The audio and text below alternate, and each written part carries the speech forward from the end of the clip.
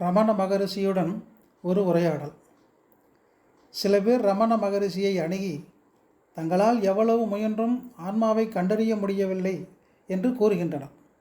அதற்கு மகரிஷியின் பதில் வழக்கமான தொனியிலேயே இருந்தது. ஆன்மாவை கண்டுபிடிக்க முடியவில்லை என்று யார் சொல்வது? அப்படியென்றால் அறியாமையிலுள்ள ஆன்மா என ஒன்று இருக்கிறதா? தப்பித்து போகக்கூடிய ஆன்மா எனவும் ஒன்று இருக்கிறதா? ஒரே மனிதனிடத்தில் இரு ஆன்மாக்கள் இருக்கின்றனவா? இந்த கேள்விகளை நீங்களே கேட்டுக்கொள்ளுங்கள். ஆன்மாவை உணர முடியவில்லை என்று சொல்வது மனமே. அந்த மனம் எங்கிருந்து வந்தது? மனதை அறியுங்கள். அது புனையப்பட்ட ஒன்று என நீங்கள் அறிவீர்கள். ஜனகராஜா ஒரு முறை சொன்னார், என்னை வெகுநாளாக அழித்து கொண்டிருந்த திருடனை கண்டுபிடித்து விட்டேன். இப்போது நான் அவனை போதுமான அளவிற்கு கைப்பற்றுவேன். அப்போது நான் மகிழ்ச்சியுடன் இருப்பேன். மற்றவர்களுக்கும் இதே போல்தான். சீடர்: ஆன்மாவை எப்படித்தான் அறிவது? ஆன்மா எப்போதும் இங்கேயே உள்ளது.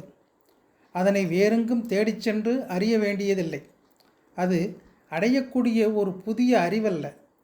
புதியதான ஒன்று, இப்போது இங்கே இல்லாத ஒன்று என்பது கணப்பொழுதில் அழியக்கூடியதாக மட்டுமே இருக்கும். நான் என்றும் சுயம் என்றும் ஆன்மா என்றும் சொல்லப்படுகின்ற ஒன்று எப்போதும் இங்கேயே இருக்கிறது. அதை அடைவதற்கு தடை இருக்கின்றது. அது அறியாமை எனப்படுகிறது. அறியாமையை அகற்றிவிடுங்கள், அறிவு பிரகாசிக்க துவங்கும். உண்மையில் இந்த அறியாமை என்பதும் அறிவு என்பதும் ஆத்மனுக்கானதல்ல. அவைகள் களையப்பட வேண்டிய அதிகப்படியான விஷயங்கள். அதனாலேயே ஆத்மன் என்பவன் அறிவிற்கும் அறியாமைக்கும் அப்பாற்பட்டவன் என்று சொல்லப்படுகிறது. அது இயல்பாக எவ்வாறு இருக்க வேண்டுமோ அவ்வாறு இருக்கிறது. அவ்வளவே. சீடர்: நாங்கள் பலமுறை முயன்றும் உணரக்கூடிய அளவில் முன்னேற்றம் எதுவும் இல்லை. மகரிஷி: புதிதாக அடையக்கூடிய விஷயங்களிலேதான் முன்னேற்றம் குறித்து பேச முடியும். ஆனால் இங்கேயோ அறியாமையை விளக்குகிறோம், அறிவை அடையவில்லை.